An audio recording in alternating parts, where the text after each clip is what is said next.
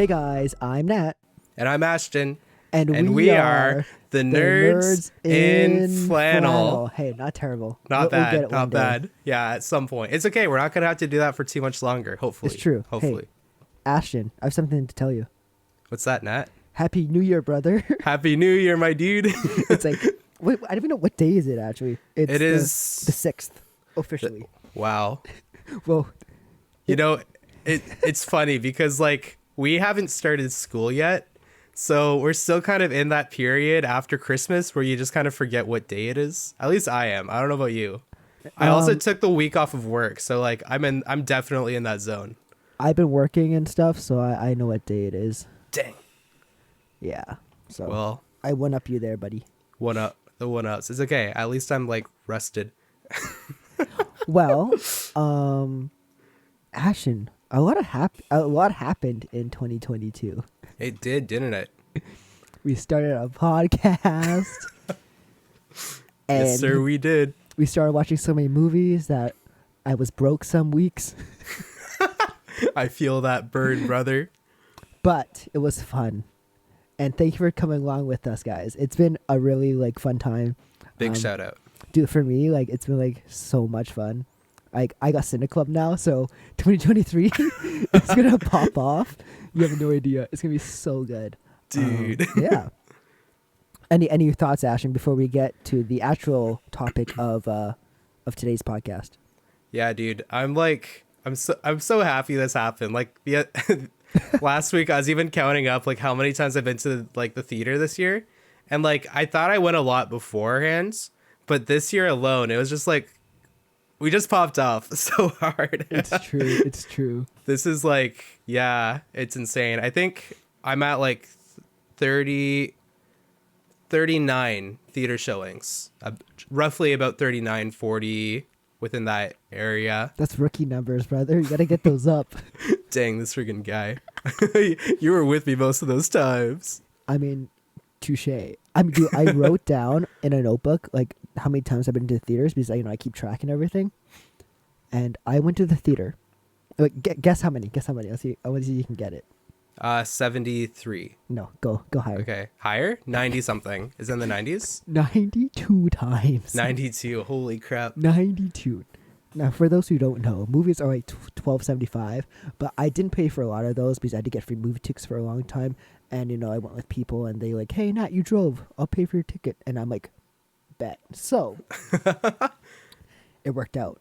Also, And- your family tends to go to a lot of movies too. Yes, my family goes to a lot more movies than yours does. So Yeah.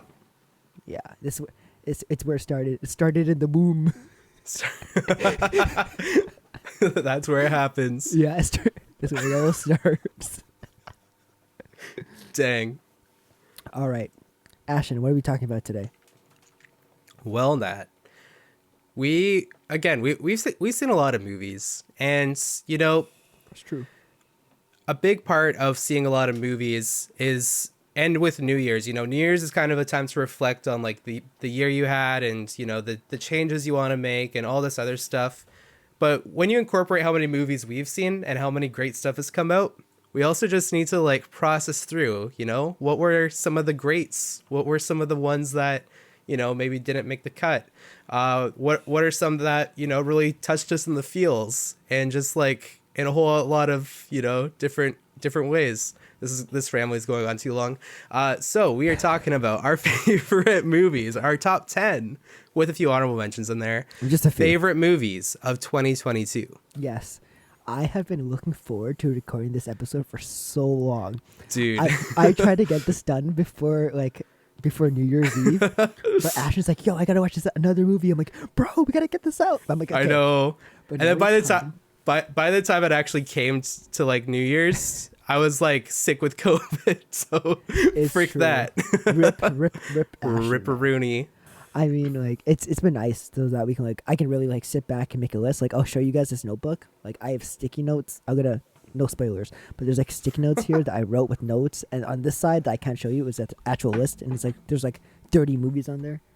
So, What a nerd. I know. Oh, also, dude, Ashton's father made these signs. Yeah. I know Ashton's got one in the back, but I got one here too. Dude, these are sick. you can have one too at heartwoodgifts.com. Yeah. Just like repping Plug. my dad's site.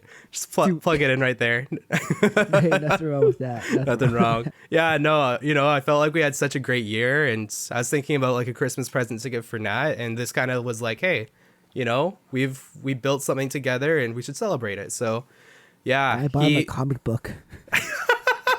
but you know me, I like comics and all that, so we're good. I bought We him good. Detective Comics #1. Not the actual one, because that's like 1.2. It's a pretty good one. Yeah, like one of the reprints. It's still really cool. I'm gonna put it on the wall. I'm gonna like do like a line of like comic books probably up there at some point. So we'll see. The real nerd stuff. The real nerd stuff. Yeah. Okay, Ashton. You had a format that you wanted to do, so let's get into it. Yes. So for honorable mentions, we're going to do 5. Okay. And the way we're going to format it, because, typically when we do honorable mentions, we just kind of like shout things out. And then it kind of turns into like more of like, oh, like this is actually like number like 11, 12, 13, 14, 15 of what we actually like really like. So we're going to do things a little differently this time. We are going to match up our honorable mentions to an Oscar category. Not that we think we'll win it, just one within that category that was like our favorite. And then that way, like, we're not really like, giving out extra movies. It's just kind of like, oh, I really like this movie and this one would fit in this category. So Nat, pick a category and pick one movie you think would fit in, and do that 5 times. Oh, okay. So I get to pick it. I can pick the first one too. Can you start? Yeah. Okay. Let's see you start. I want to see an example of this. Okay. Let's do. Okay. Let's do best. Sorry, I'm really between 2 right now. Okay, Best adapted screenplay. Adapted? Oh, easy. I have one. That's easy. Okay, you go first. So this is a film that we actually haven't talked about a lot on this pod. Because 1, I kind of forgot about it. 2, it just didn't get as much attention that it should have. And that is Cyrano. Yeah. Based off an opera, or I think it's a novel actually, book, something like that. Cyrano de Bergerac. Cyrano is a musical starring Peter Dinklage, who is in a lot of great movies. I mean, he's kind of like a big actor now, and that's awesome because I remember him being in like really small roles back in like the early 2000s. And this movie it looks great. It's a musical, so obviously I'm a little biased. I mean, I have a La La Land poster right here. You can't see it, but it's right there. It's a little bit of a nerd. Yeah, and it's a movie where Ashton and I, we went to see, and were we the only ones in the theater that day? I think we were, yeah. Yeah, actually, this was like beginning of the year. Yeah, this is like beginning of the pod. No, I think this is before the pod. It might have been, actually. I have the ticket stub. I'll look at it later. Yeah, no. This film doesn't get enough attention, and I think it's gonna win. I think it's gonna nominate for adapted screenplay, but I also think it's gonna get nominated for costumes, because I thought it already did get nominated like in last year's Oscars, like for. Did it? But maybe it did, but it's a 2022 film. Yeah, but maybe it just hit that. It just hit the cut by like a week or something. Right. So technically, it did. Hey, actually, you know what? So hey, it works. No, it works. It works because it did. You were right. You were right. Yeah. I mean, it didn't get nominated for that category. It got nominated for like, I think like makeup or something. I think it was makeup. Yeah. Yeah. That sounds right. Yeah. Well, yeah, it's Cyrano. Give it a watch. Free on Amazon Prime if you want to give it a watch, and yeah, go for it, man. Hey, it's pretty great. Okay, I gotta give you a category now, right? Yeah. Category with a movie with nominee for best actor in a leading role. Oh shoot! Okay. I don't know what movies you have, but just go for it. Yeah. Okay. You can totally BS it. No, you know what? I think I actually have a really good one for this. Let's see. No, I don't want to use that movie yet. Okay. I'm going for this one. Best actor in a leading role. I'm gonna go with I'm gonna go with Ana de Arma in Blonde. Bet. So I don't know if I'd necessarily recommend this movie to many people out there. No. Don't take this as a recommendation. It's a very provocative film. It's That's an an understatement. it's an adaptation. This would have worked in the last category too, because it's an adaptation of the book Blonde that kind of takes more of a critical look at Monroe's life. We've talked about this movie specifically on the pod a lot before. And yeah, it's very provocative. It's not supposed to be like an exact biopic, but it's more like, oh, this is kind of how the book It's a depicts fictional her account. fictional account of them just kind of of the author just kind of grouping together like these rumors and different records of Marilyn Monroe's life. So that's kind of what the movie is. It is very provocative, but holy crap, Ana de Arma did so good in this film. She's gonna Like, win the she's, Oscar. I hope so. Like, She I better. I'm torn because I don't necessarily know how good it is for this movie to get that much attention because of some of true. the themes for like people that are like scrolling Netflix and they're like, oh my gosh, this looks great. Like, don't be that person. But also like, I hope she gets the recognition for the heart and soul she put into this. And I really wish like she had the chance to act the same role in like maybe not Blonde, but like a different Marilyn Monroe kind of story. I don't know. I've been struggling with this, but regardless, the reason I'm picking this is because of that performance, which is like so friggin' good. I mean, So I remember friends asking us if they should watch it, and I had to say no yeah, no, same. because, oh yeah, we were both there. We were I'm like, bro, yeah, you can't watch this. Don't, because people live on dorms, and I'm like, do not watch it on dorms. Maybe don't even Yeah. watch it. It's like what I noticed a lot this year, which I'll get into a little bit later. What I noticed is there's a lot of films that have come out that aren't for the casual moviegoers. yeah. And I think we're getting to a point where like not everyone's gonna like a movie, and movies are gonna bomb because only a select audience like us, because we're, look at us, we're gonna go watch it. But like, What do you mean? What do you mean? I mean, like our cousins aren't gonna go watch this movie. I mean, yeah. Yeah. I'll talk about another movie later, but yeah. Yeah. Okay, Ashley, Yeah. give me a category. Okay. So Bet- technically, we're doing top 15 movies. Technically, Technically speaking, but Technically. like Yeah. these honorable mentions are top in specific categories that we don't know about yeah. until we tell each other. So here's the next one I'm going to give to you. Best director.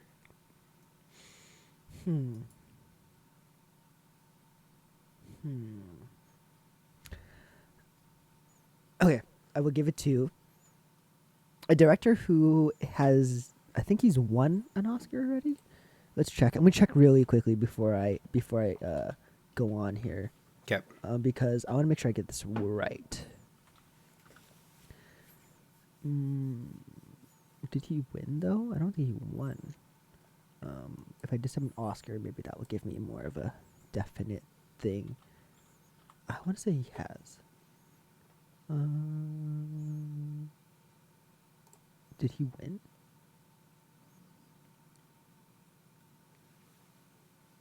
Sorry, give me 1 second. All good. What? All good. What year did that movie come out? Oh, he did not win. Okay. So, Oscar nominated director Jordan Peele for the movie Nope. Okay. Now, Nope is a movie. It's same guy who did Get Out and Us, and this is his third actual movie. He did produce Antebellum, which is a different movie that maybe you should watch. It's like Blonde, but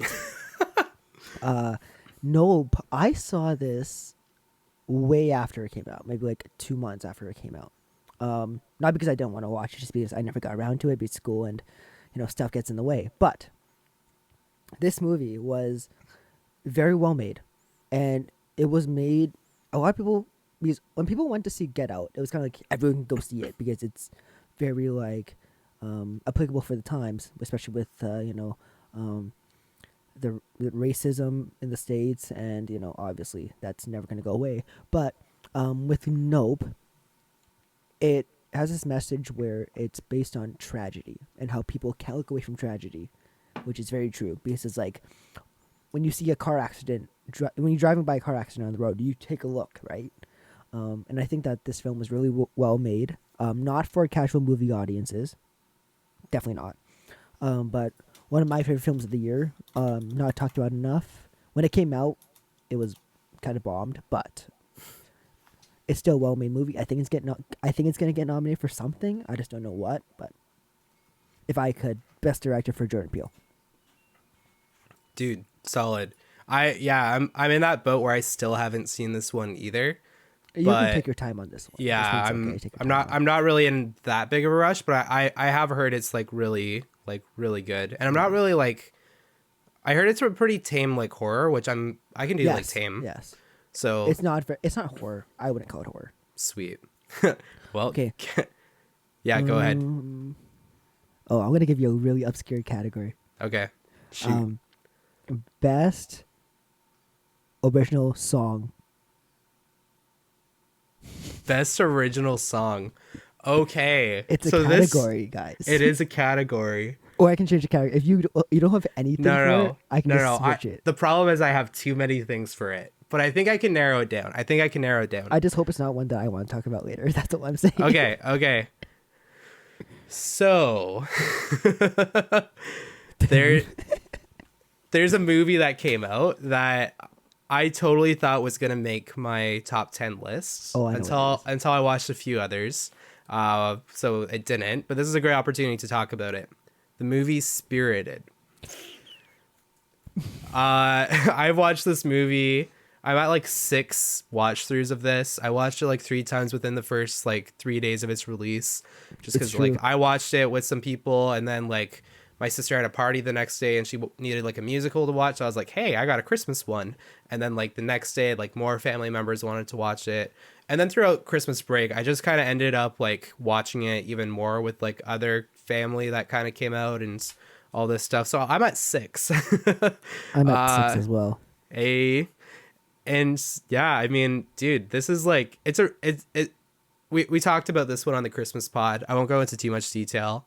But I really love the song, and I got this song stuck in Nat's head for like weeks. Do a little good. Yeah, no, So good.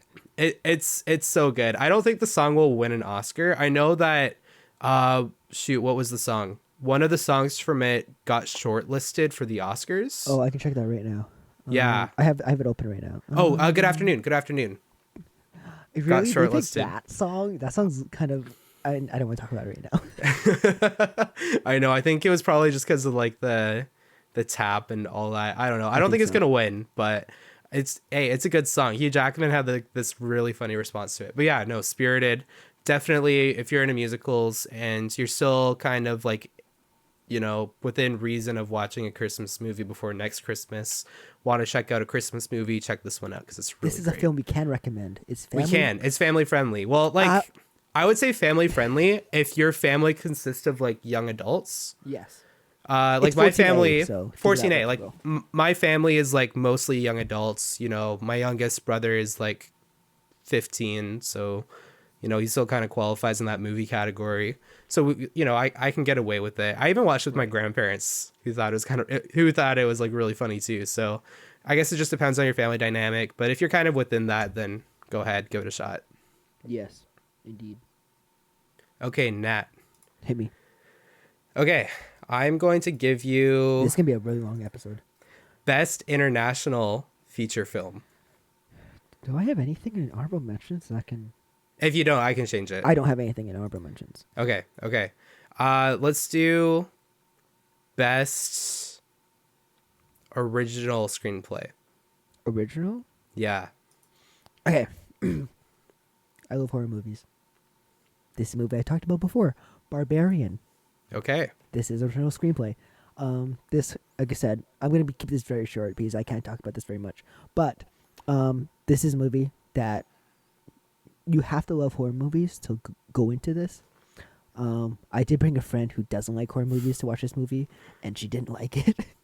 So sorry, Maya. Oopsie. This guy tried to convince me to go. Poor Maya. She took the bullet. I feel like no. I feel like you would have liked it though. Honestly, I feel Okay, like you would have okay. kind of liked it.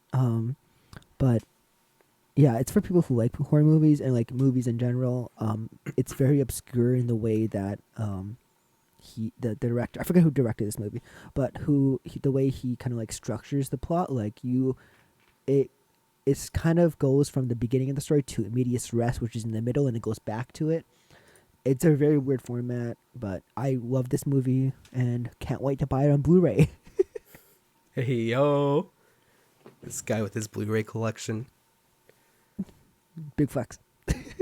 I got more in the cupboard right here. Yeah, you're right. It's not even kidding. It's true. Okay, Ashton, easy one. Easy category. Okay. Best Picture. Best Picture. Okay. So, you're going to hate me that this is an honorable mentions. That's I love you anyways. Top Gun Maverick. Frick. Yeah, it didn't end up making like my actual top 10 list, but it's such a good movie regardless. I think it's one of those movies where, you can really go ahead and like, you can watch with your family, with your friends, assuming they haven't seen it yet, because it was like such a big thing in the summer. It kind of brought back like the summer blockbuster, and it was one that wasn't like this really big franchise. Like Top Gun's huge, but like the second movie, like the sequel, I don't know if you can really classify it as its own like franchise yet when it's only in 2 movies. Top Gun franchise, I hope it doesn't. I hope they just leave it, but they don't make another one because they want money. Yeah, exactly. And yeah, I mean, like it up until another movie that just came out took the box office by storm. This was like the biggest like movie of the year box office wise, which is crazy. I made a good dent in that. Yeah, no kidding. This guy. How many times have you seen it? I've seen it 11 times in theaters. 11 times. I've seen it like 5 times in theaters. Hey, that's pretty good. It's pretty good. It's pretty good. But yeah, I know a lot of other people too, like have seen this many other times. Like hey, my brothers don't really see movies multiple times, but yeah, I know Cass has seen it how many times now? 7 times, I think. 7 times? She beats me. Like that's dope. Dude, if we ever got a third person, I would put Cass up with us. If we ever get a third person. Yeah, you're right. Hey, she holds the record. It's true. And she wears flannel a lot, so she does. This is quite true. Might have to. Might have to. Dad, fire up the engraver, We're signed. This is when you're officially part of the team. Okay. Cool. 2 more. So yeah, hit me, Ashton. Okay. Best cinematography. Ooh, from honorable mentions? Yeah.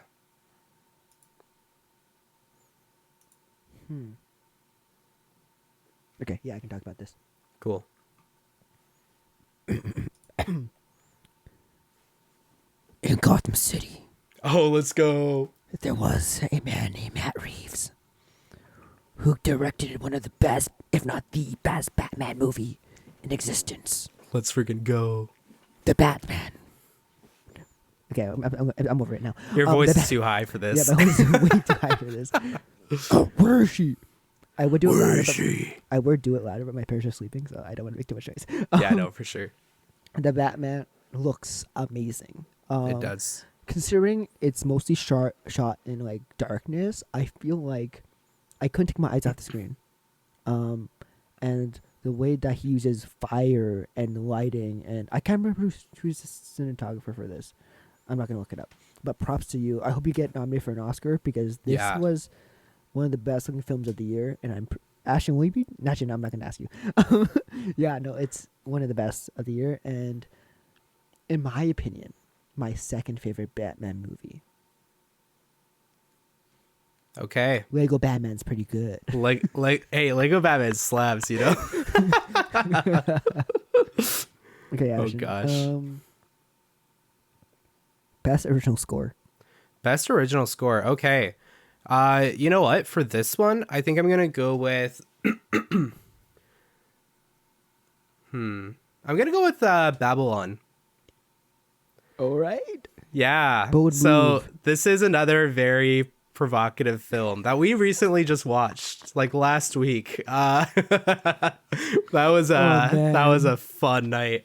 Yeah, that was a heck of a night. That was a heck of a night. Yeah, no, we went to go see this movie. I can't really recommend this for like general I audiences literally either. can't. I You want to, you but I can't. can't. I know.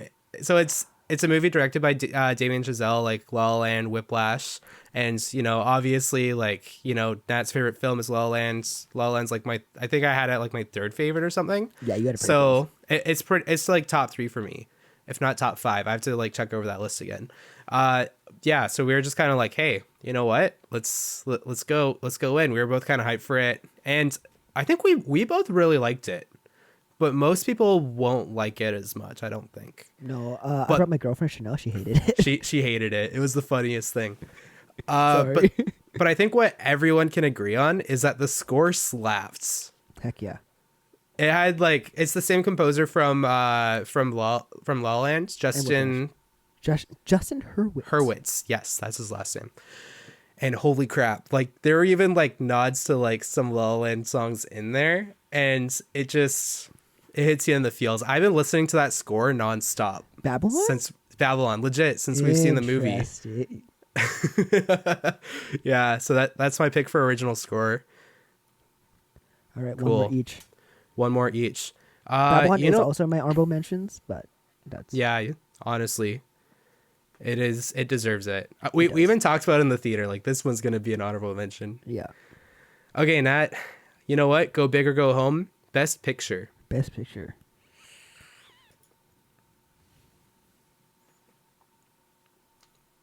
Okay, I know you're gonna talk about that one later, so I'm not gonna talk about that one. Oh shoot. Elvis. Okay. I feel like it's gonna get nominated for Best Picture, and I feel like Austin Butler, who played Elvis, is gonna get nominated for actor in a leading role. He should, at least. He should. Elvis is a very interesting movie to me because I went into this theater thinking that this movie was gonna be something else. I got something completely different, and I'm so glad I did because this movie, for a lot of people, like we keep on saying, not a casual movie for anyone. This is a very often heartbreaking movie. Baz Luhrmann, who directed Moulin Rouge and a couple other movies, he has this very like chaotic, like director style, like a quick cut, and like it likes to be close in on the face. It's very like a spectacle based movie, and this movie is very good to me.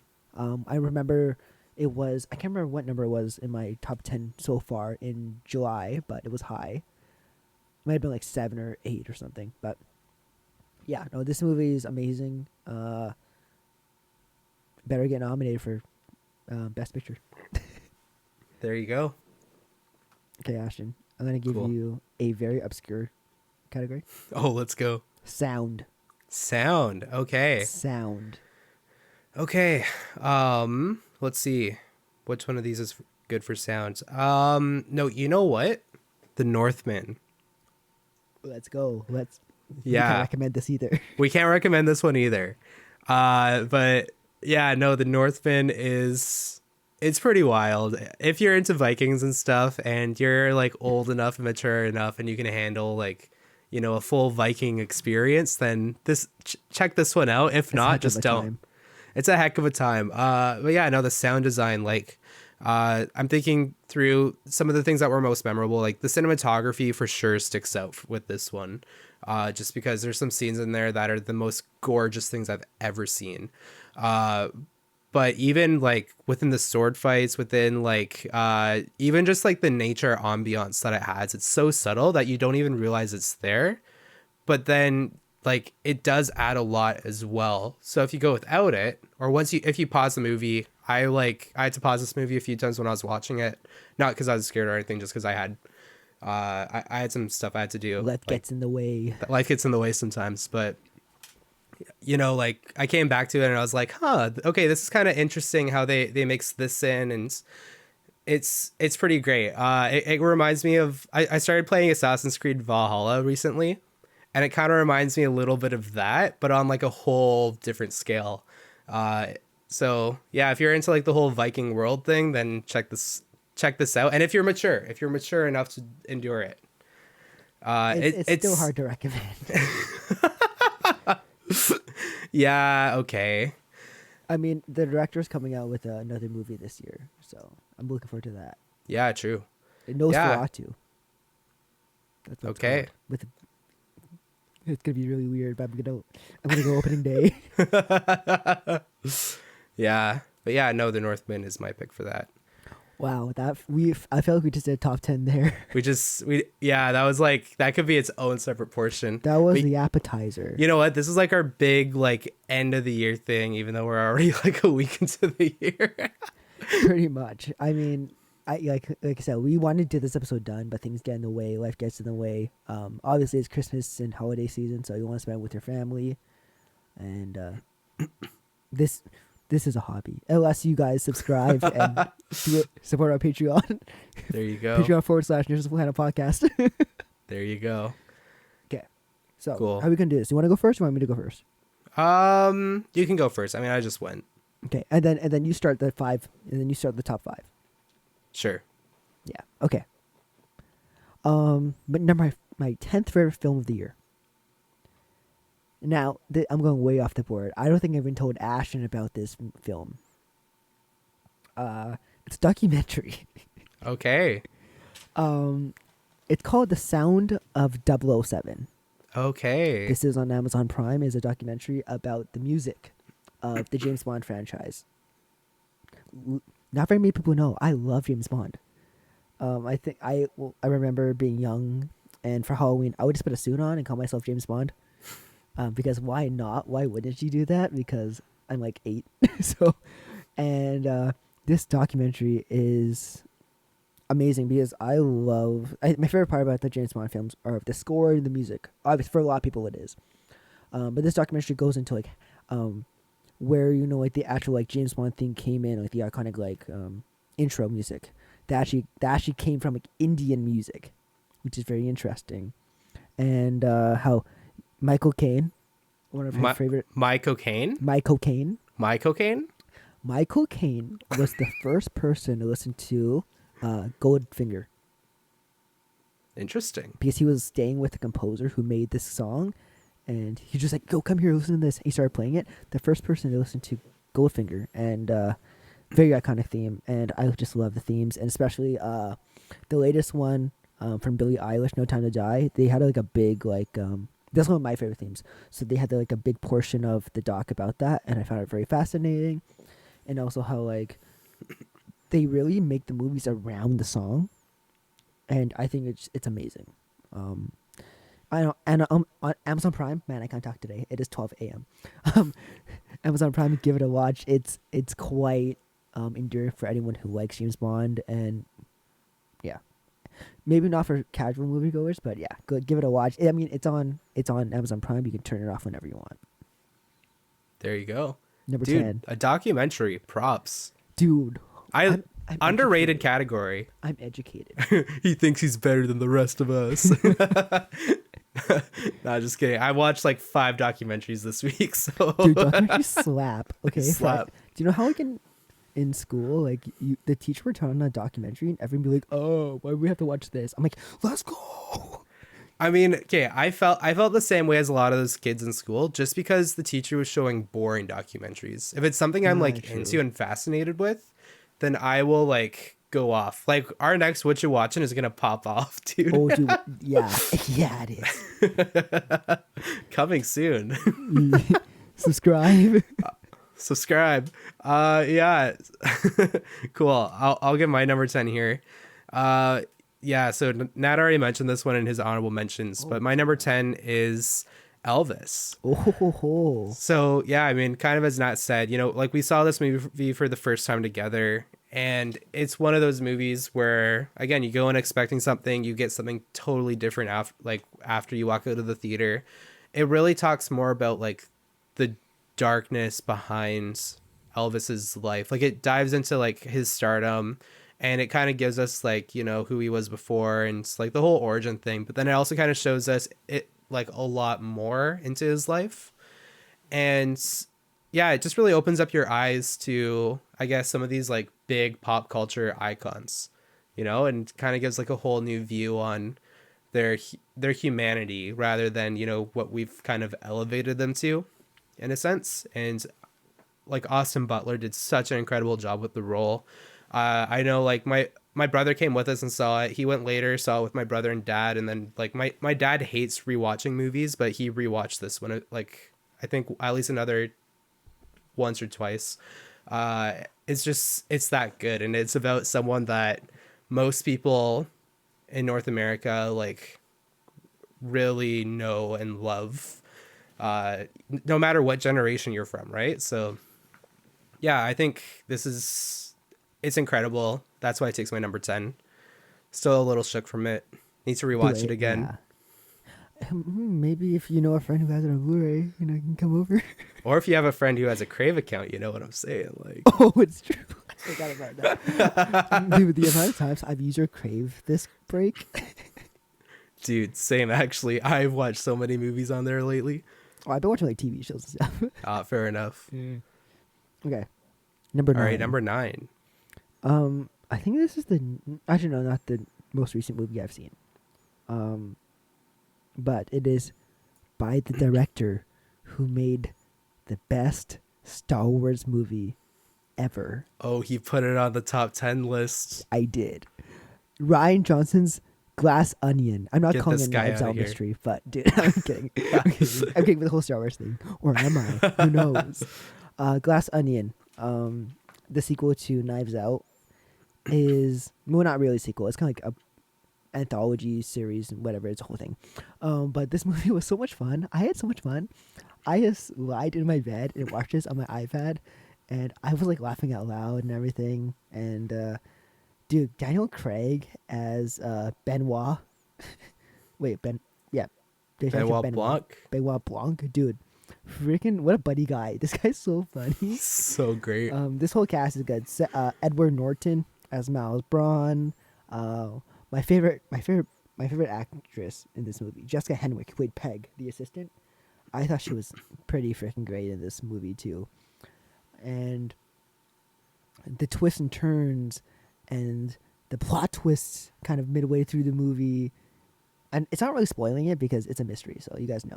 It's a whole thing. And the first Knives Out had a plot twist in the middle of the movie too. It's true. I think it's a pretty common thing with what Ryan Johnson's trying to do with the series.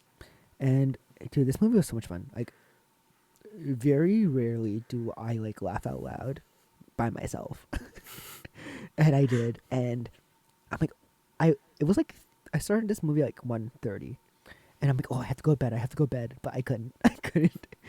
I had to watch this. And did I pay for it the next day? Of course I did, but it was worth it. Glass Onion, number 9 of 2022. It's solid. Like Ryan Johnson even misled people in the shots too. Like there were so many times I was convinced I knew who did it because it's a whodunit. Yeah. And I was so wrong. I was like kicking myself at the end of the movie, like, dang it. Should have known. Yeah, great movie. Cool. My number 9. This is a movie that I watched. This was actually like my Christmas movie. I watched this one like Christmas Eve to Christmas Day.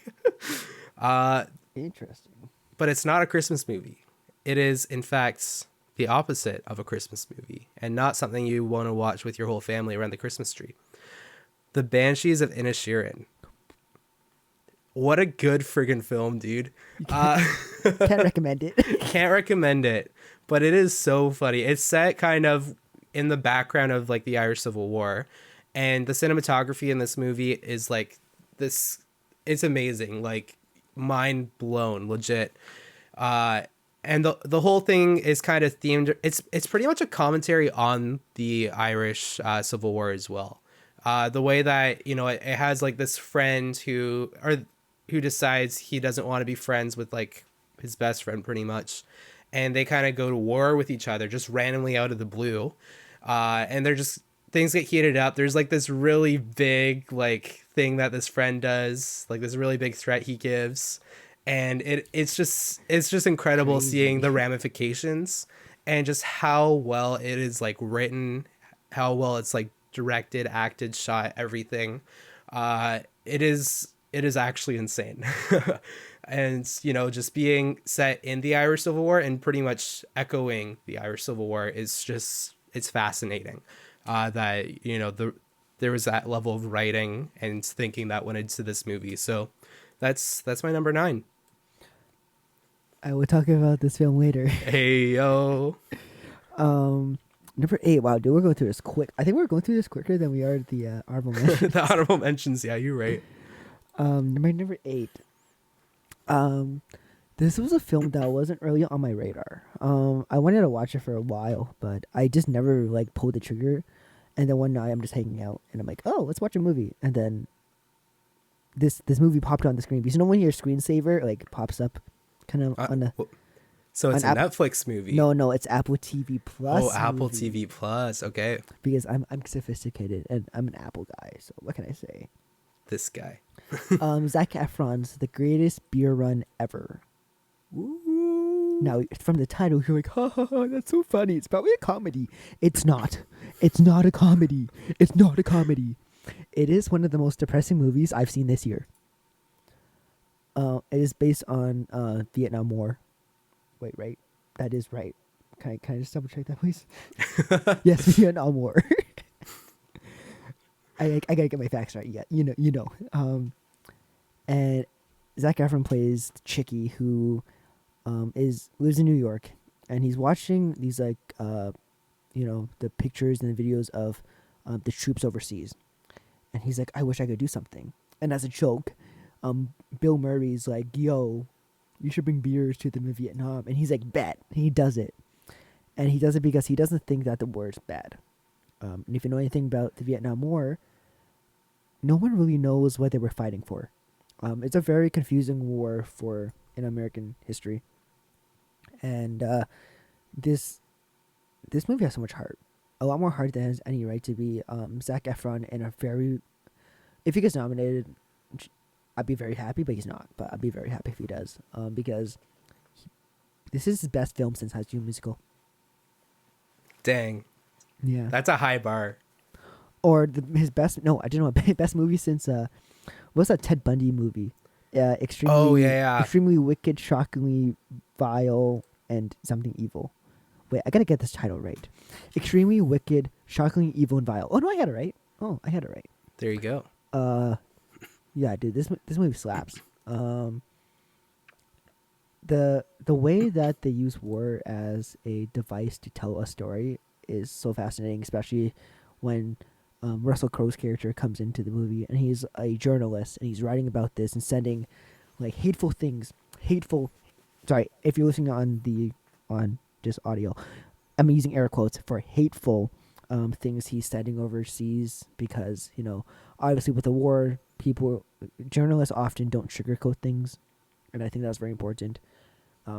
Obviously, I don't want to get into a whole political thing, but I think this movie is very good for what it is. And it's based on a true story too. This guy actually went to Vietnam and gave cheap American Pabst beer to his friends.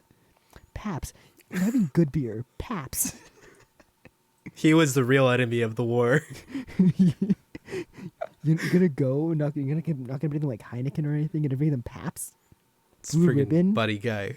I can get a 24-pack for like $10 at BC Liquor Store. Hey yo, shout out. Actually, no, we can't shout it out. We have to. That's for the Patreon members. For the Patreon members, there you go. And yeah, number 8. I know I rambled about that movie, but guys, it's 12:42. I'm tired. Dude. Yeah, no, this is great. We couldn't put it off any longer. We had to record. We had to do it. We had to pull the trigger. Yeah. I was changing my list too much. I guess that's also a good disclaimer. Just because these are on our list now doesn't mean that by the time we wake up tomorrow, they're still going to be in the same order. Mine will. I think for the most part, mine will stay the same, but I've gone back and forth on so many of these, and there's still some movies that I need to see from this past year, so that's kind of... My top 5 will not change. My top 5 is solid for this year. That's pretty dope. 6 to 10. It's fair game. That's fair. We'll see what happens with mine. Okay, my number 8. This is an Apple TV Plus exclusive movie. One that really hit me in the feels. Causeway. Jennifer Lawrence, Brian Tyree Henry. Excellent film. Brian Tyree Henry was also... He had 2 really big roles. Maybe this was like a little more under the radar for him, but I feel like he did way better in this role. But he did great in the other one. He was also in Bullet Train as Lemon. Can I just say he was in the best film of 2021, Eternals? Oh shoot. Yeah, no, this guy, I've like just been loving him as an actor lately. He's done some great stuff, and this movie is no exception. This is a movie about vulnerability. It's about these two people with very traumatic pasts, very traumatic things that happen in their lives. Jennifer Lawrence is like this army vet who is pretty much on like medical leave because she had a brain injury. She's finding it hard to function. She's finding these traumas hard to process. So she comes back home where she has even more trauma experience, which isn't even that healthy for her either.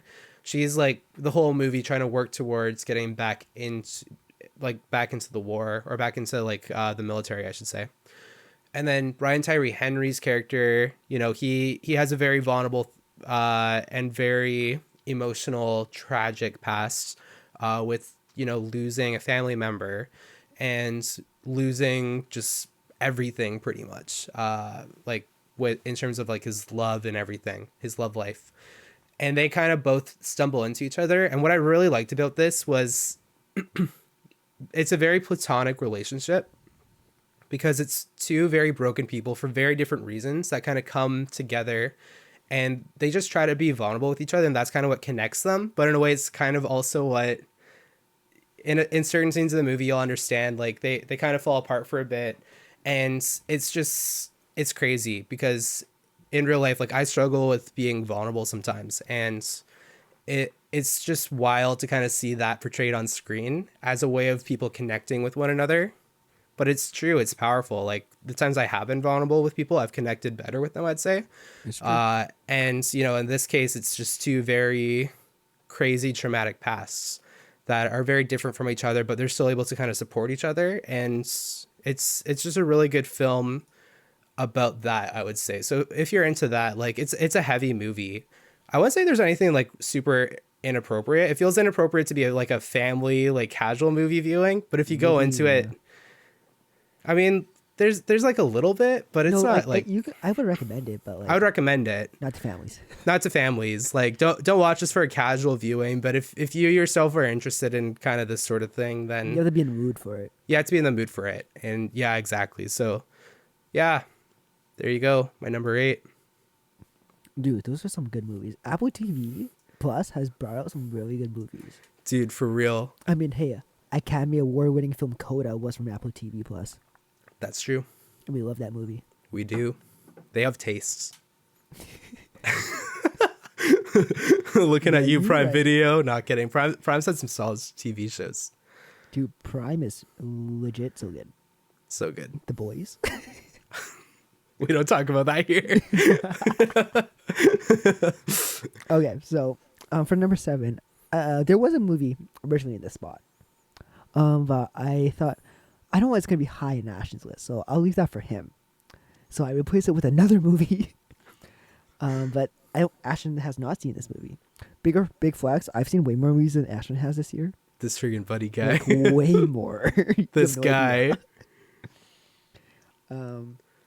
Marcel the Shell with Shoes On. Aw, I almost rented it too. It's my number 7 pick of the year. For one simple reason. It's cute.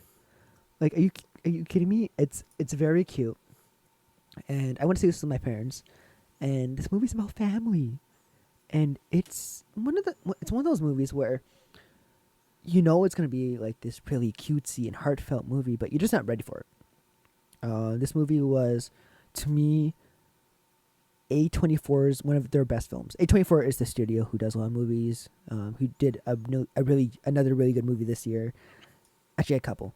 Legit one of my favorite studios now, just based off of this year alone. I think it's them, and like for me, it's them, and honestly, Marvel. But that's whatever. Whatever, man. Whatever. Hey, I have no superhero movies on this list, so hey, whatever. I don't either, actually. Jenny Slate, who's obviously a comic, plays Marcel the Shell with Shoes On, and there's this very weird dynamic between a shell and this man. Forgot his name. Um, but they adopt this relationship where the man wants Marcel to get back to his family.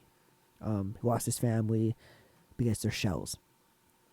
It sounds really weird. Like it's a weird concept, but trust me, it works. Um, I've talked to maybe like one other person who has seen this movie, and they literally said it's their favorite film of the year. Um, this movie is gonna get so much more attention during Academy Award season. I mean, at least I hope so. I hope it gets a couple nominations, even if it doesn't win. I just hope it gets recognition because it should.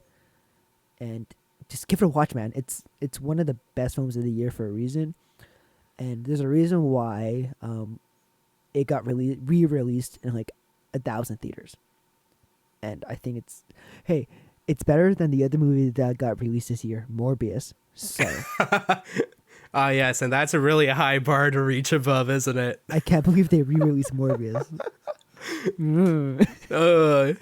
You memers. I participate in the memes too, so like I'm You did. I'm part You of the did. problem. It's me. I'm the problem. It's me. Dude, the Taylor Swift album was better than Morbius. Don't Yeah, even at well, me. that was to be expected. This is true. Taylor Swift episode coming soon. Coming very, very Coming soon. very soon. All right, Ashton, hit me with your number 7. Okay, my number 7. This is a movie that we went to see not too long ago either, probably about a month ago now, and it hit both of us in the feels. Like both me and Nat left the theater being like, "Yo, what was this that we just saw? Like, how do we wait. process this?" I know what it is. Fablemans, the Fablemans.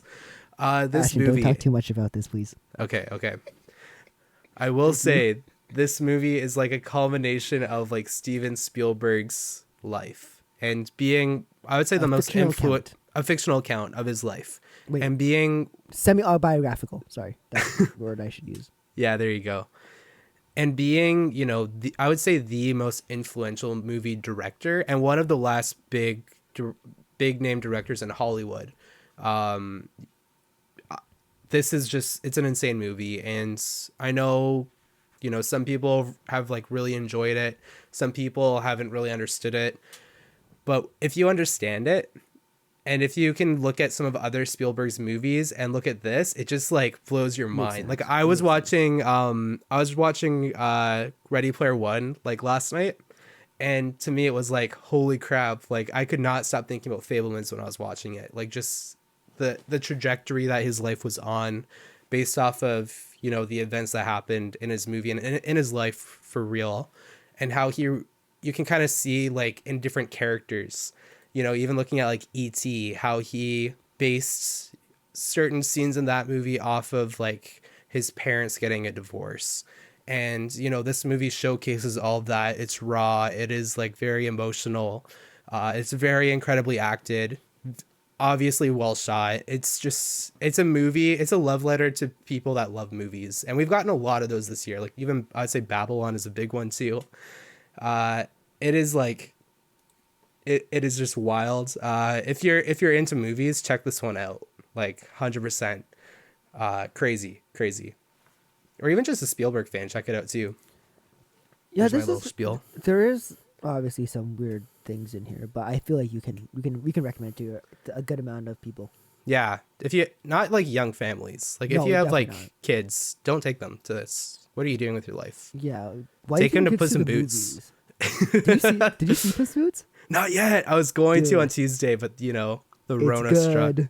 It's good. Not my Cool. top 10, but it's good. Okay. Okay. No, number 6. Ashton already talked about it. It's the Banshees of Enter Sheeran. Inisherin. Thank you. Oh God, I can't talk. To me, you know how like people like can only watch movies like on on like their laptop or like a movie theater. I watched this movie on my phone, and I can even tell on my phone that this is one of the best looking movies of the year. I eventually watched it on a bigger screen later. I have a projector downstairs in my basement. Big flex, I know. And this movie, directed by Martin McDonough, who has done 2017's Three Billboards Out Ebbing, Missouri. Not one I can recommend to a lot of people. But he knocked it out of the park with this movie. I would be shocked if he does not get a Oscar nomination for Best Director for this movie. Colin Farrell, Brendan Gleeson, Barry Kinnigan. The cast is electric. Very small cast. Maybe like I would say like 20 people, which is a small cast for some films. And I walked away from this film and I'm like, wow. I forgot how bad the Irish Civil War was. And like Ashton said, not only are they in the war with, in the Civil War, but they're in a war with each other. And, obviously, with all wars, there's conflict within, a community. And, obviously, it sucks because people leave, people die, people get hurt. Yeah, this movie was amazing. I feel like it has one of the... It's way more funnier than people give it credit for. I would categorize it as like a dramedy almost. Dude, it's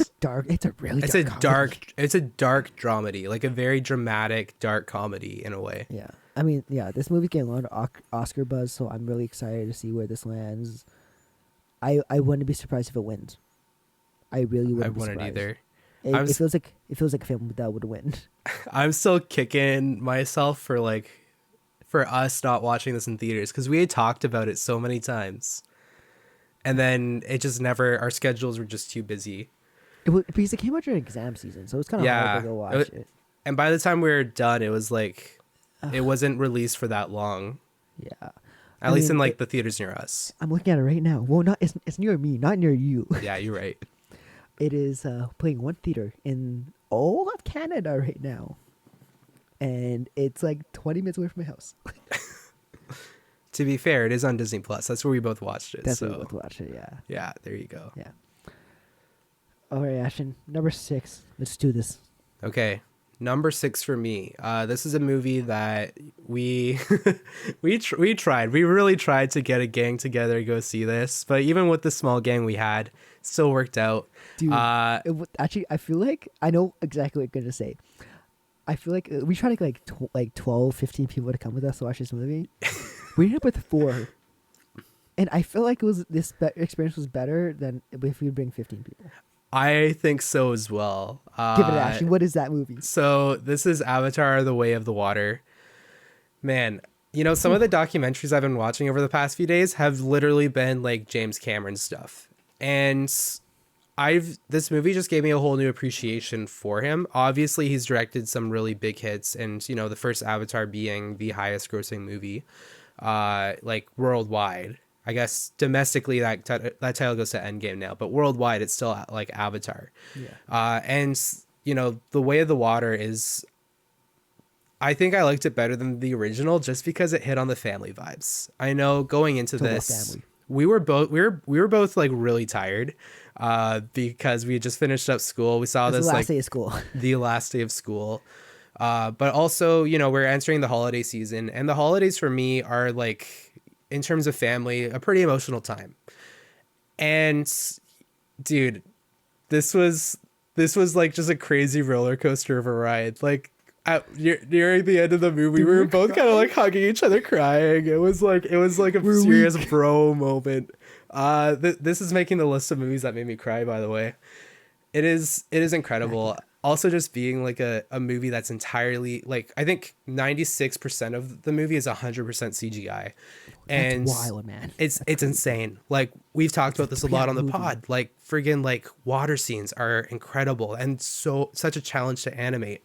And Wakanda Forever did like an amazing job. I thought that was like pretty much peak. Yeah, you're right. But then I saw this and I was like, there's no way. Like after a while, your brain just kind of forgets that it's animated and you're just kind of like, what is this? And the way they shot it, like it's revolutionary. Like this movie has probably the next 10 years of cinema are just like the first Avatar are going to drastically change based off of what this one movie did alone technically speaking. The new tech that they've been developing for the past 10 years to actually make this movie work. Wet for wet scenes, which is where you have an actor actually submerged in water while they're shooting mocap footage. It's like the first movie to ever do that. It is wild, and props to James Cameron on this.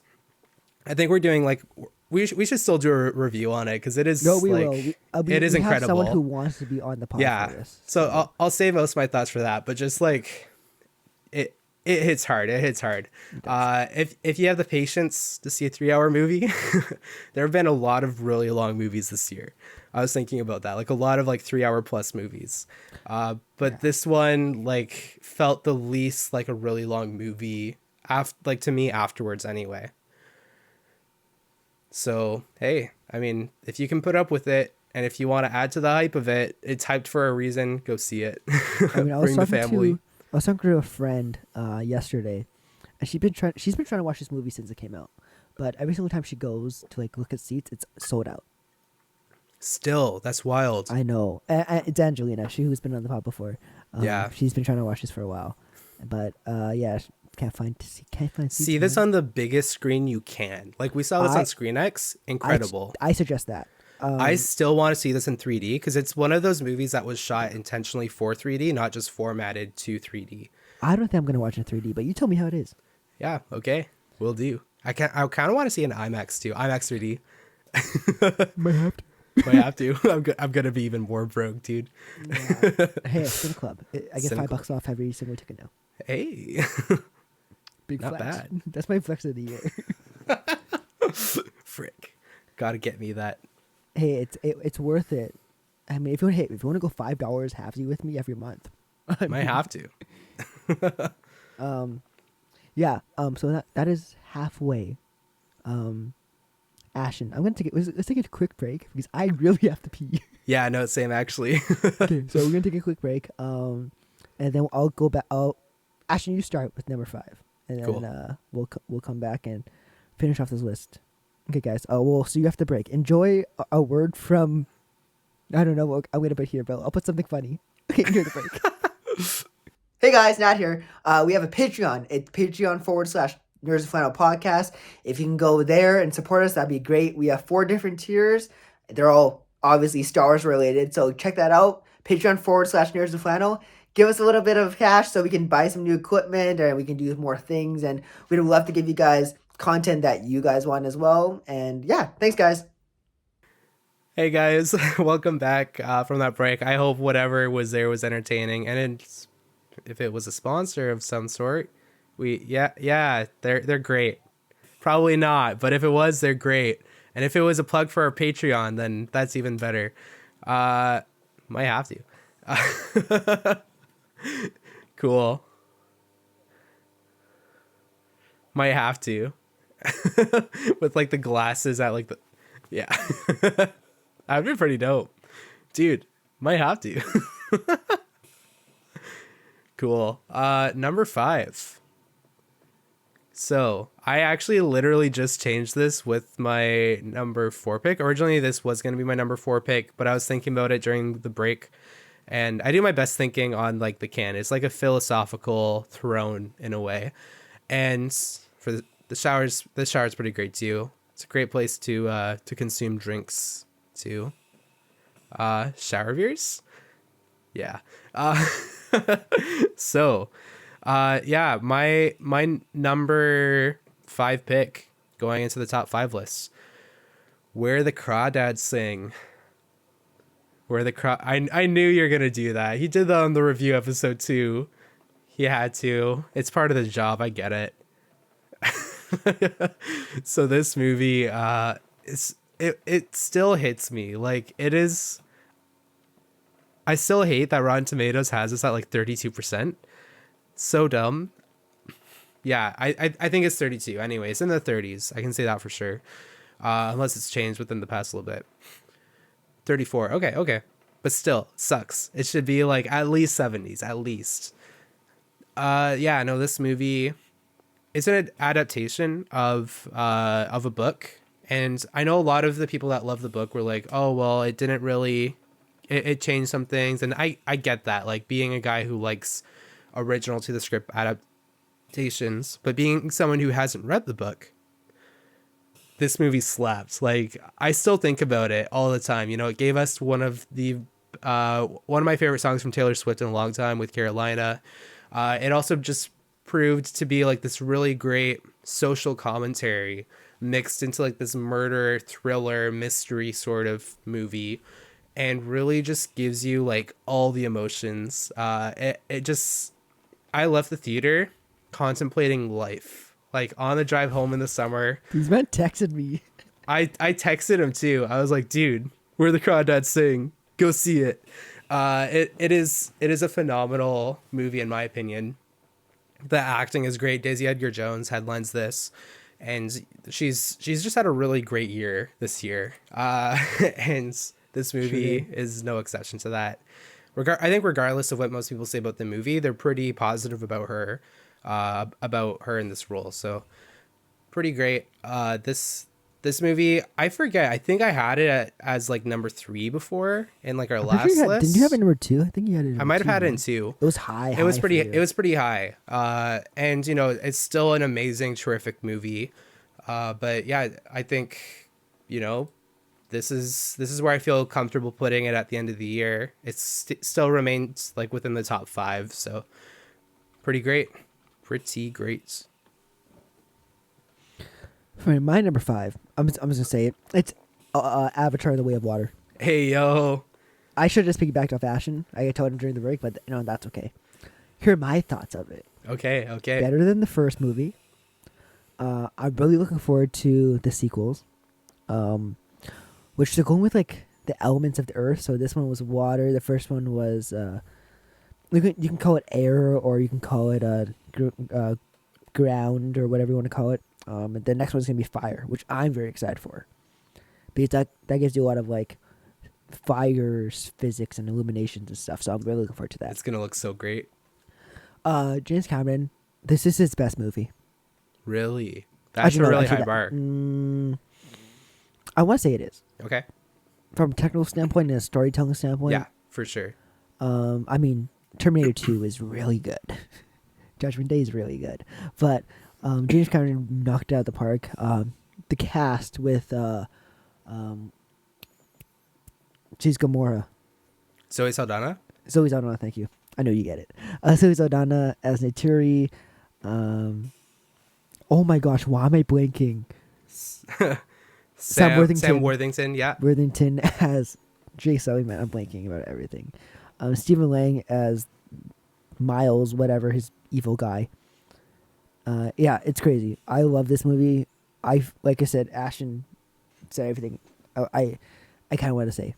But that's okay, because simpatico. Simpatico. There you go. To me, this movie was a movie that, actually, you know what? I was hyped for it, but I wasn't as hyped as I thought I was, until I sat in there and I saw the 3 screens come on. Screen X, baby. Screen X is crazy. You should go. It's wild. And I'm like, and we brought our friend Christian, shout out Christian, and my girlfriend Chanel. We brought them, and when the 3 screens turned on, Christian was like, yo, we started like, he put it on his Instagram story. It was really funny. It was really funny. I mean, okay, this was like our second Screen X movie, right? Second or third? Your second Screen X movie. Your second. My second. Okay. Wait, which other one did you see in Screen X? I saw Top Gun again in Screen X. Oh, well, technically, this was both of our second different film in Screen X. And then one else, no, I saw one more. Hang on. Because we saw Top Gun together in Screen X. Yeah, I saw. Wait, what else? I'm trying to look at my movie tickets. Just keeps them as trophies. I saw one more, but I can't remember what it is right now. Fair I've seen enough. too many movies.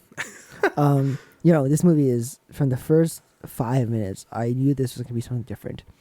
And like we said, this movie's long. It's 3 hours and 15 minutes, whatever it is. It didn't feel like that.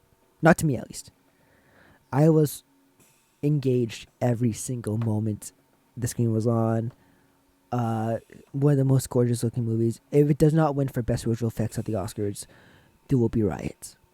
There will be riots because some of the scenes look like they're filmed in real life, but they're not. Especially the water scenes, as we keep on saying. And man, it's so good. If you haven't, give it a watch. I will come with you if you pay for my ticket. Hey, yeah, same. Yeah, you take the nerds out for Take the nerds out. You know, treat us. It's reverse Patreon. You pay us to come. Yeah, exactly. I'm hyped for that review. I'm really hyped. I don't want to say too much about it because obviously I'm going to leave it for the review and actually said a good amount. That's my number 5. Sweet. Okay, my number 4. Moving along here. This is a movie that Nat had already seen it, but we saw on a whim because we're out of school. Why the frick not? This is number 4? This is number 4. I have the same movie at number 4. Oh, really? Okay, let's both talk about it. You intro it. The Whale. Brendan Fraser, The Whale. Oh. Dude, I have so much to say about this. I don't know, like... Is it worth doing a review about this, or maybe I can say some stuff for what you're watching as well. But it is. We could do a quick review about that. Yeah, you know what? We can. Let's do it. Okay. Yeah, because this. But just spill it. This movie hit me on a very deep level, because it's like this really big emotional commentary about this guy who, he's seen some stuff. He's been through trauma. And the way he's dealt with it and the way he's been is by harming himself through one of the most common, actually, I would say it's probably the most common way, the most the biggest type of self-harm that you can inflict in North America that most people don't talk about. And that's through overeating. And it is, heck, I've even had this in my own life. Like, it is such a big thing that people don't realize is like this really big thing. But once you see this movie, it just like all comes together, and you can really see how well portrayed it is that, it's a big way of self-harm. Yeah. And Brendan Fraser plays this role incredible. He plays like this really broken guy who pretty much has a week left to live and wants to use that time to reconnect with his daughter. And the performance, like, obviously this movie has gotten a lot of hype. Like, at the Venus Film Festival, there was like a 14-minute standing ovation for Fraser in this role, which was well deserved. I would have done it too. I wanted to do it in the theater. It is. We should have. Next time. We'll go watch it again. Might have to. Yeah, it's wild. Man, it's really hard to summarize it because there's so many complexities. It's a character-driven film, I'd say. And you just see so much development in certain characters and so much, again, trauma, dealing with self-harm, all these other really big themes. Definitely not a family movie. Don't take your kids to see this. Don't take your kids to see this. Even if you're thinking of seeing it, like, just know what you're in for. There's even themes about like how harmful, like, even like religion can be. Just really big, deep themes like that. And, it's a great commentary on those things. Yeah. For me, this film was actually, I didn't really want to. Okay, so I knew it was coming out. It was a film my dad really wanted to see, so I went with my parents to see this movie, and it hit me harder than I thought it would. Just because we do go to Bible college, and they do talk about the Bible and religion a lot, so it does make you think. Not that I'm gonna stop being Christian, never. Yeah. But it really makes you think about like how religion works, and they're like kind of the darker things about religion, and I think that's especially important nowadays, especially with people, with churches being with some churches being as big as they are. Yeah. And it's really good to see. Like you said, Brendan Fraser, he's gonna win the Oscar. That's my bold prediction for 2023. He's gonna win the Oscar, and he will get slapped by Will Smith. No, I'm just kidding. This movie is, to me, the most impactful film and to me in 2022, just because it's based on a play, and I went to see a production of this a while back, and not the actor who played the main character, Charlie, did not do as well as Brendan Fraser did, but it was like a college production, so I didn't expect it to be anything great. But knowing the backstory of this, it made me really like just sink into the performances and sink into the subtleties. I mean, I saw this movie 2 days in a row. And that does something to a man. I will tell you. I will tell you it does something to a man. And I'm glad I did, because it's one of my favorite films of the year. And it is a travesty. That is only 66% on Rotten Tomatoes. 100%. It should be like at least close to 100% on Rotten Tomatoes. I would give say. To me, I give it a 92. 92? Okay.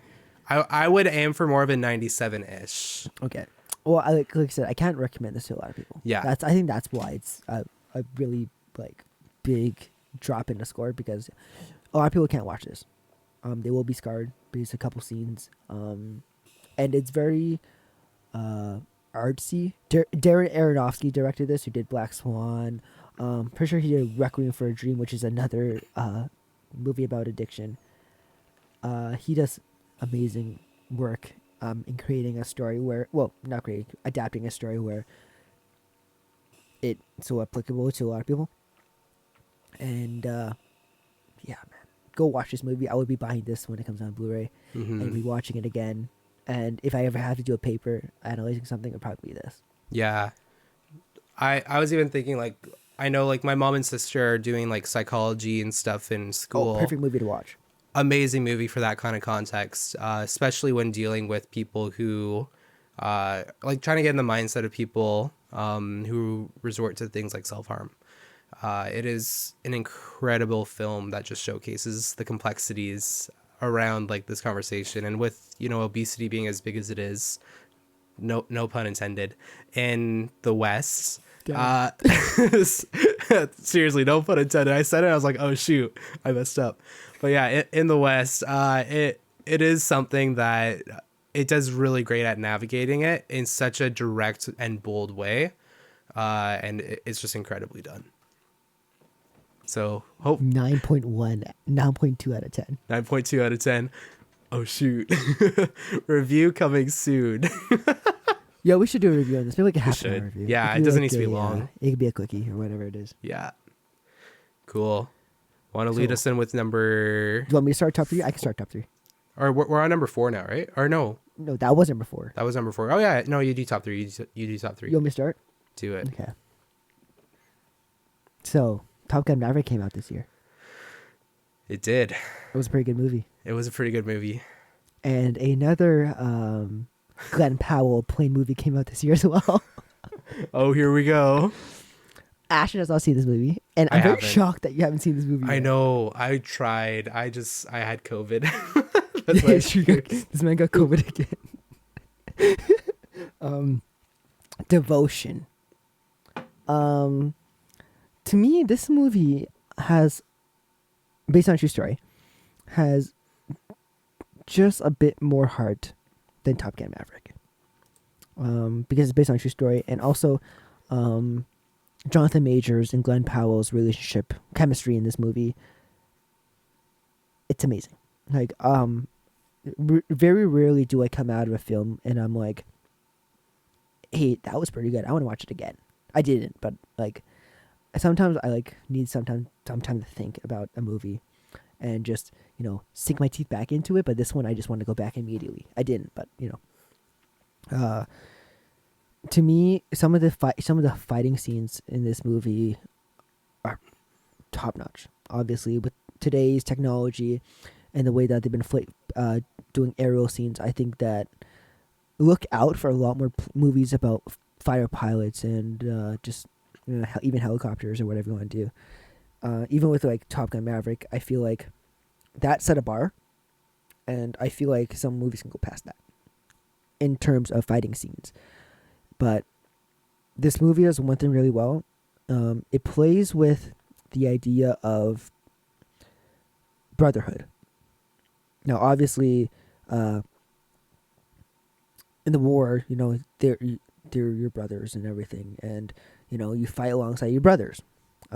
This cannot be more true for these two characters. Do I have the names here? Um, Jonathan Major plays Jesse Brown, and Glenn Powell plays Tom Hudner.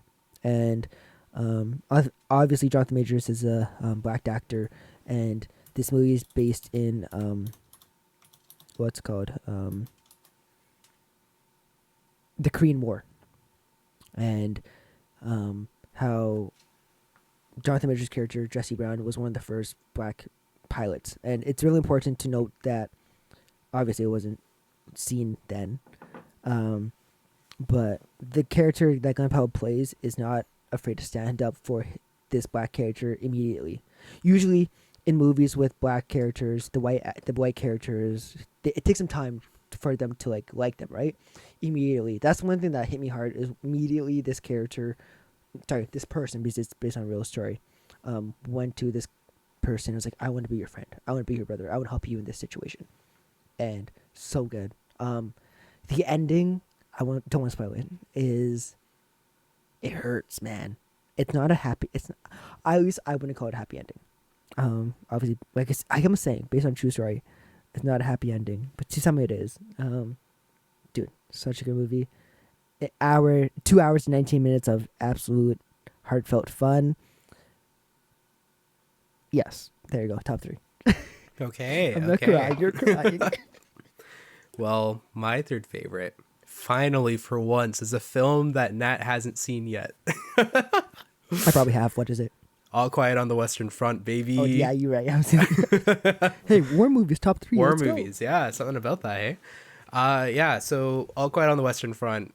So technically, this is it is an adapted screenplay, but it's also it's a remake as well, but it's not really a remake. Like, it's weird. So they're one of the first biggest Oscar movies ever in history was the original All Quiet on the Western Front.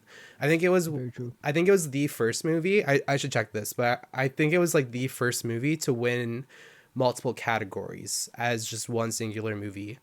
Oh, fact check that. Keep going. Yeah, go for it.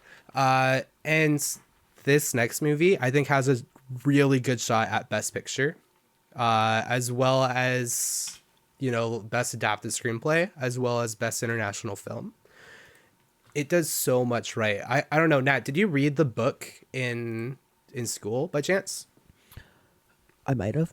Okay. I remember I read a lot of books. I remember reading this in like grade 11 for my humanities class, and the book hit me hard. It was like one of my favorite books that we read. Originally The written. book's old, man. It's old. Originally written coming off of World War One, and that's what this movie's about. It's about World War One. It was so provocative that even Hitler had this book like banned and burned, because the whole point of the story is to give people a perspective of what war is really like. Like the tragedies of war. And it's a fiction based off of true events from the author himself, who fought in the Great War for Germany.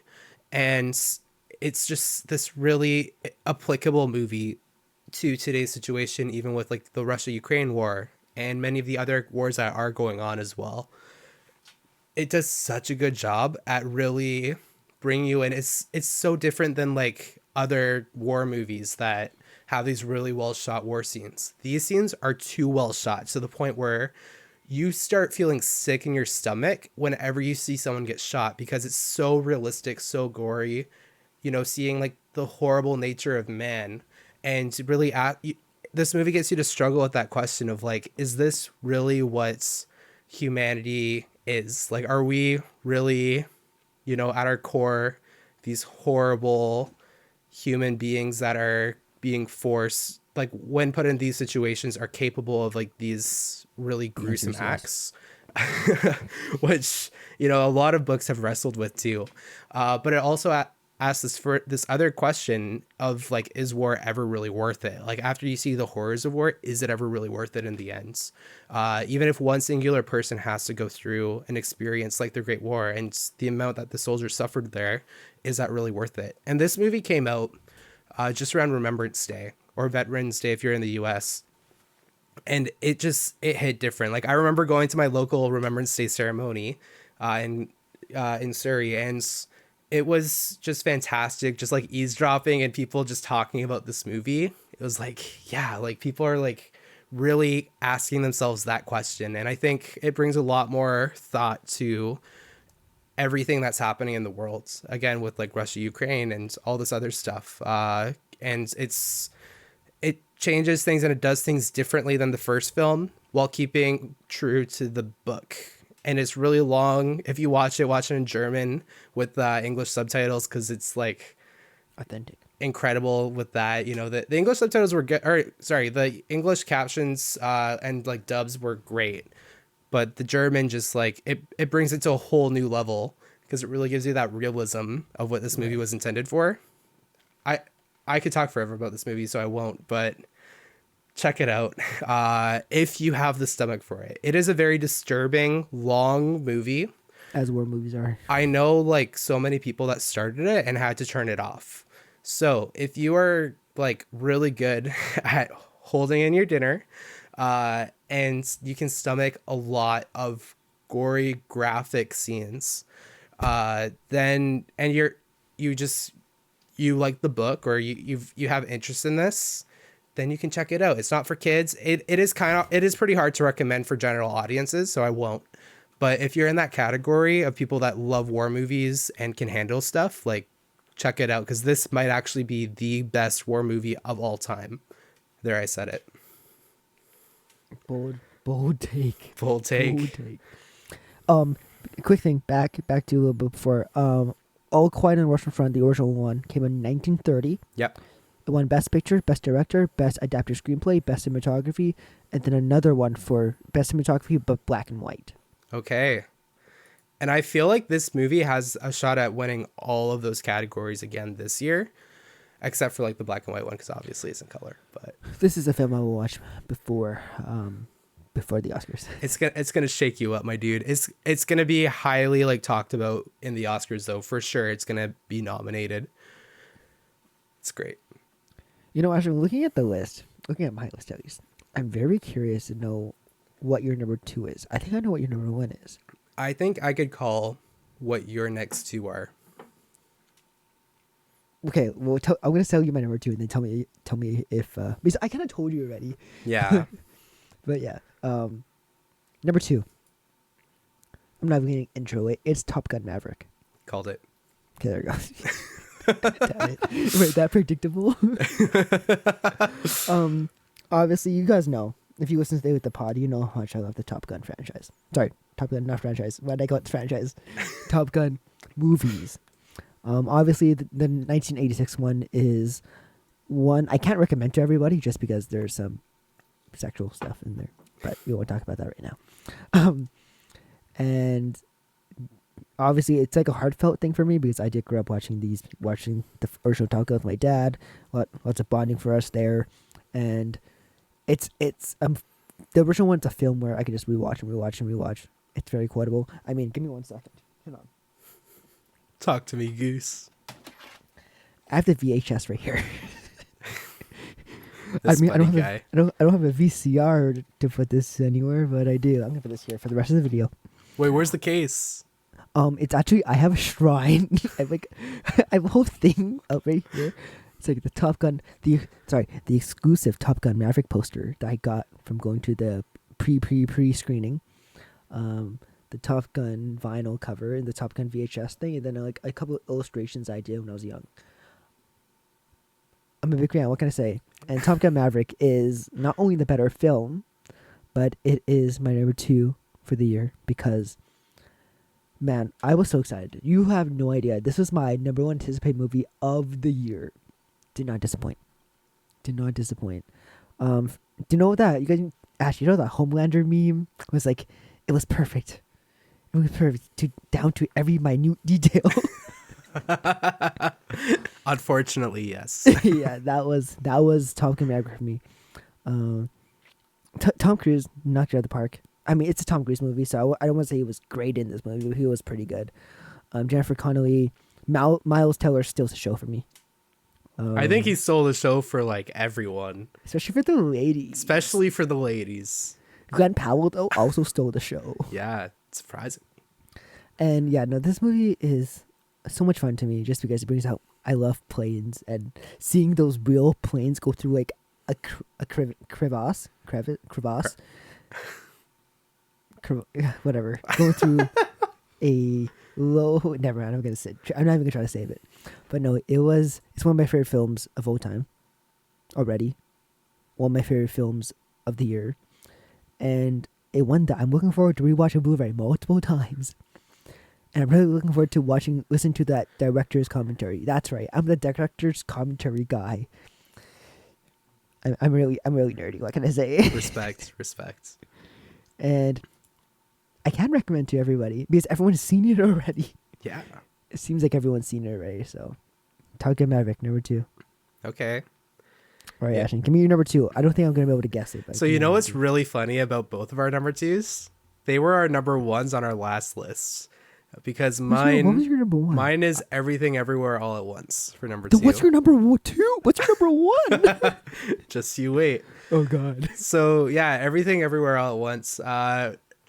This movie. What is there to say about this movie that hasn't already been said? I've talked a lot about it. We have both talked a lot about it here on the pod, and I think if you've stepped outside in the past year, Top Gun and Everything Everywhere, and I guess Avatar as well, are kind of like those really big word of mouth movies that everyone's just talking about that aren't really, like MCU or DC or whatever. Everything Everywhere All at Once. Like I remember we were kind of like, we saw it before it was cool. It's a flex. We were the OGs. Shut up, people. It's a flex, but it's also like legit. Like we went to see this. We were both kind of like, what's going on? Even I was like, is this gonna be any good? Like, why are we here? It was a might have to moment. It was a might have to moment on a Tuesday, cheap Tuesday movies.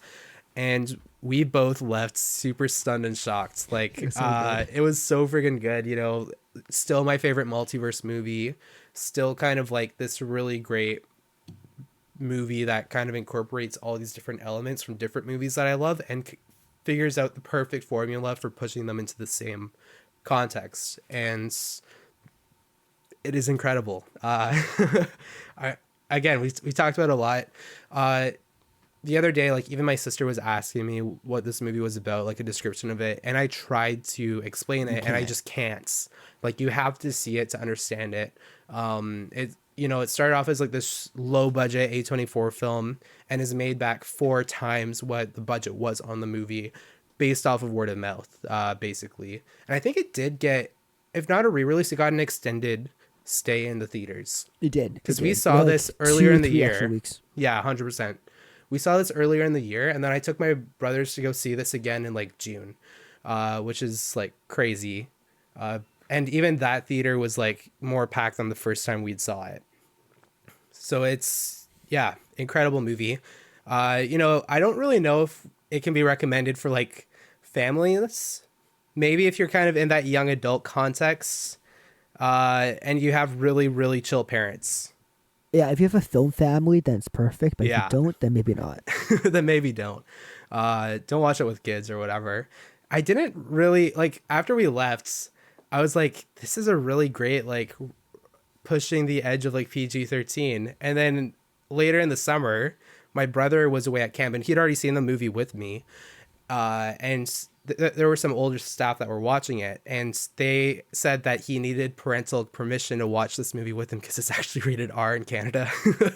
And I was like, apparently. So the reason my brothers were able to get in R in America, man. R in America, the ratings in the States are higher than here. Yeah, I that's probably what they're going off of. But I was probably like, have that Bible thing, the Bible Belt sort of thing. No, the Christian. Plugged in. Plugged in, the Christian Rotten Tomatoes. But yeah, I for a minute I was thinking I was like the cool brother who like took my younger brothers to see this like rated R movie. Yeah. But yeah, no, it was just that Canada's like really chill. But it's one of those things. My brothers can take it. So yeah, that's my number 2. Dude, I'm so curious to see what your number 1 is. Give us your number 1, and I'll spill. I want some hints though. I want some hints later after I talk about mine. Okay. I'm gonna intro this one because this is my number 1. of all time of 2022. Asher knows what it is. Very rarely do I come out of the theater shocked. Like, I'll be like, yo, that movie was so good. That was like, I'm gonna go watch it again next week with my dad. But yeah, like I said, very rarely do I get shocked by a film and so emotionally invested in a film. This is a film that I didn't intend to be very affected by, but because Steven Spielberg is one of my favorite directors, I really did, and that movie is The Fablemans. This is why I go watch movies. This is why I wanted to start a podcast. I mean, this is everything I want in a movie and more. Especially coming from a director like Steven Spielberg, who's done some of my favorite movies like Jurassic Park, E.T., Saving Private Ryan, and Ready Player One, like Ashton just said. Like Ashton said, it's a semi autobiographical. Oh my Biographical? gosh, autobiographical account of his life, and the way that he tells story, the way that the scenes are shot, the way that the actors just sink their teeth. Michelle Williams, Paul Dano, what's his face? David Lynch is in this movie at the end. This is a movie. Seth Rogen. Oh, how did I forget about our old buddy Seth, man? Fellow Vancouverite. Oh yeah, that's true. I always forget he's from Vancouver. Yeah, the thing is, see, I want to recommend this to people, but like I said, films are coming to a time where you can't just go to watch a movie anymore. You actually have to like be in a mindset for it, and I always am. But for regular audiences, it's a hard movie to watch. It does deal with like disorders and adultery, Anti-Semitism. Thank you, dude. You're right on the wavelength, man. I'm here. It's almost 2:00 in the morning. we're going through this, and I'm talking really slow, but that's okay. You guys can speed it up on 2+ speed or whatever. And I'm so glad we watched this. This is kind of like, again, this is an off the whim movie. I remember it was our last day of classes, last week of classes, and I'm like, oh, Ashton, Fablemans 4:45 Langley, and he's like, might have to. So we went. Drove from Surrey Center all the way to Langley in rush hour. So glad we did. It was worth it. Ended up being my favorite film of the year, and a film that I would want to study a little bit more. Yeah, for sure. Because obviously Ash and I have teased about wanting to make a movie forever, and there's one shot in the movie I'm like, I'm going to steal that. It's the dancing scene, isn't it, Nat? Actually, no. That's why I can't recommend that movie. You know what? I will do the dancing scene for us, dude. I would look great in a white tarp. Oh no. Yeah, that's my number one. Before Ashton goes to his number one, here's my cat. If you see her on screen, this is my cat. Casually, just the one hand flex. Well, I had to snake her off my keyboard because she was gonna tap on my keyboard and probably end the call. So anyway, this is my cat. This is Ever. Say hi. Oh goodness. Oh, goodness. She's attacked the mic. Just you can go down there now. Okay, Ashton, number one now. Okay, a couple of hints. Is this a film that we've seen together? No, it's not. Okay, just go for it. I don't care. Okay, so this movie, I was really debating. I had this in as my second, and I think I had it as my fourth at some point as well. I was really conflicted about it, but then I watched it again with my family, and this was the third time I'd seen it. And I'd cried all 3 times. And I instantly knew that this movie was probably making it onto one of my favorite movies of all time as well. It is Guillermo del Toro's Pinocchio. So this movie, man, it just hit me so different. This is a movie I would like to study more. Because what it does is it gives you a bigger take. I mean, we've all been there where, kids ask questions about life or death, like we both, Nat and I both work with youth, and I know that conversation's come up a lot. And trying to figure out this whole thing about mortality and what does it mean to actually really live. And this movie does such an amazing job at explaining that in such a relatable way that everyone can understand no matter what stage of life you're at. It is it is such, you wouldn't think about it with Pinocchio. Like Pinocchio, when you think about him, he's like the little, There is are it no like strings marionette attached. puppet? Yeah. Yeah, he's like just dancing around, and you think about the classic Disney film, which is great. And that's sort of what you think about. And even then, that was kind of a bit of a darker Disney film. But then this movie comes out, and it is completely stop motion. Took them over It a looks 1,000 amazing, days to man. film. Stop motion is how I first got interested in movies and film and filmmaking as well. Like I started doing my own little stop motion, like personalized, like stop motion movies at home. And it's a great art form. Like I love it so much. And this is the best stop motion movie I've ever seen. It is so incredibly detailed. The lighting is fantastic. It's shot so cinematic, and it's crazy. So, with all that being said, it also, like, I came away from it each time crying at a different part in the movie, because every time I've gone back to watch it, there's just this other really big thing that sticks out to you. Whether it's the fact that Pinocchio is the puppet in the movie, but everyone else, because Del Toro sets this in Mussolini's Italy, everyone else is like also, they're puppets of like what's going on in the war as well. And it's just like this really big contrast to seeing that the only truly free person is the actual physical puppet. And what are the implications of that for today's world? Thinking through different complexities like that. And then again, mortality. What does it mean to be alive? What does it mean to love? All these really deep themes that just kind of come out casually in the movie out of nowhere, whether it's in like a song or whether it's just like in this one little piece of dialogue a character has, and then all of a sudden you're like having a life crisis because this thing just hit you so hard. It's just like, what the heck? It's a movie I can recommend to everyone again.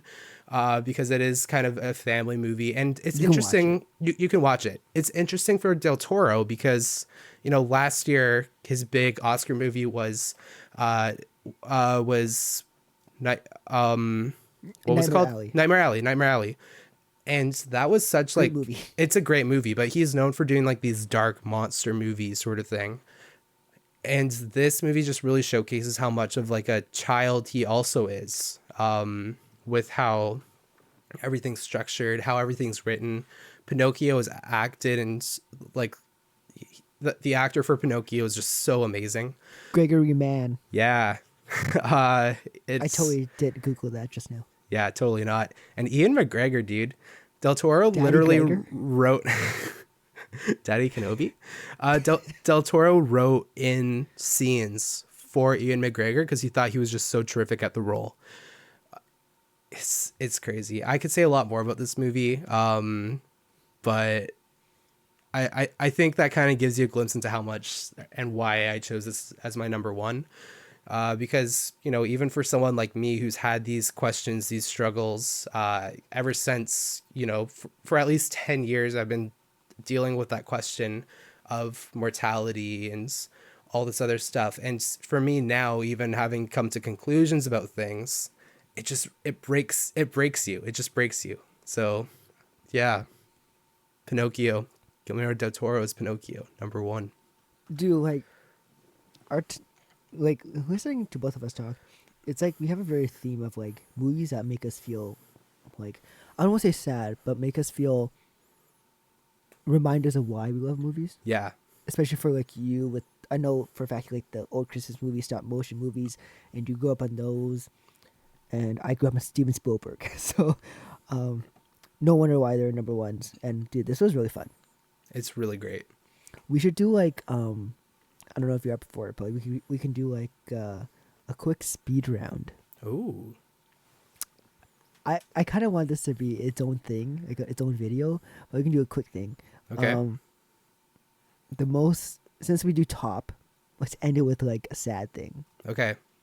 What is the most disappointing movie of 2022 for you? Oh gosh. Just off the top. Off the top of my head, there's three things, but I'll narrow it down to one. Lightyear. Lightyear was the biggest letdown for me. I've talked about it a lot before, but you know, it's the I've loved Buzz Lightyear as a character since I was a kid, and this movie just wasn't it. Didn't hit me the same way that Toy Story did, and didn't really give me, you know, that same buzz, I guess you could say. Oh, there you go. okay, that was good. Yo, fist pump through Fist the bump. camera. There you go. For me, from a good Pinocchio to a bad Pinocchio, I did not like the new The Tom rebooted- Hanks. the Tom Hanks Pinocchio. That was trash, dude. It was so bad. I despised that movie. Probably my least favorite one of the year. Oh. So if we ever do a list, spoiler alert, I might change it. But It's at least top three. It's at least top three. I'd rather watch Morbius again, man. Oh. That's how much I dislike that movie. Shoot. Dang, Yeah. bro. Well, Ashton, 2022 is over. Yeah, that it The is. year it was. Crazy year. I feel we should have like inspirational music coming in the background now. You know how like when pastors like come up after like it's their talk. Oh, and then Right before the the band comes pads up? are playing in the background, or Yeah, the keyboards, like- someone's doing like keyboard stuff. Yeah.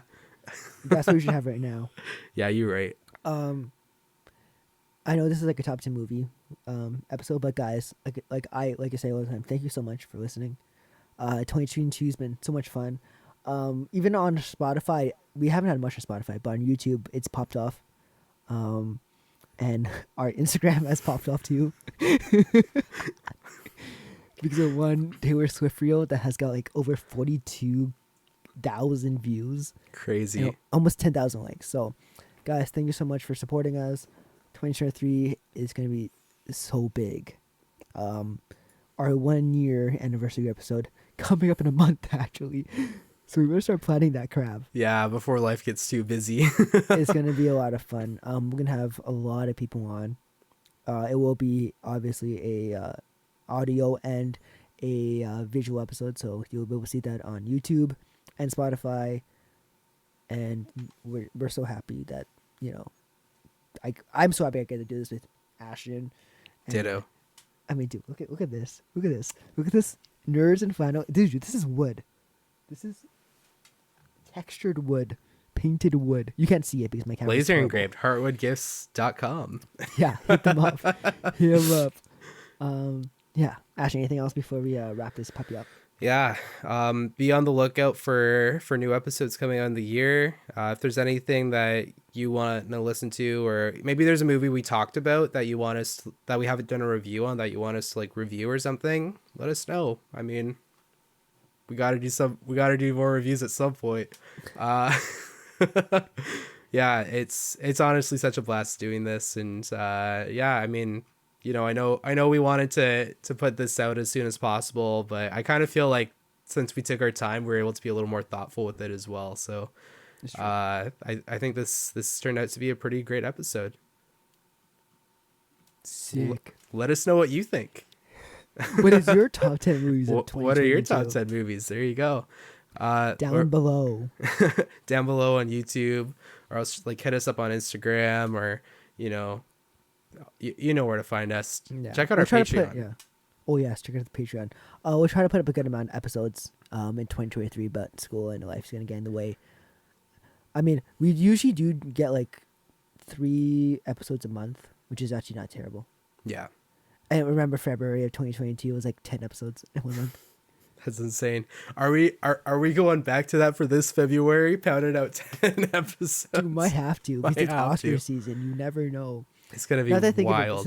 we started the pod in February, and then the Oscars are in March, and at that point we were already at 25 episodes. Yeah, that's crazy.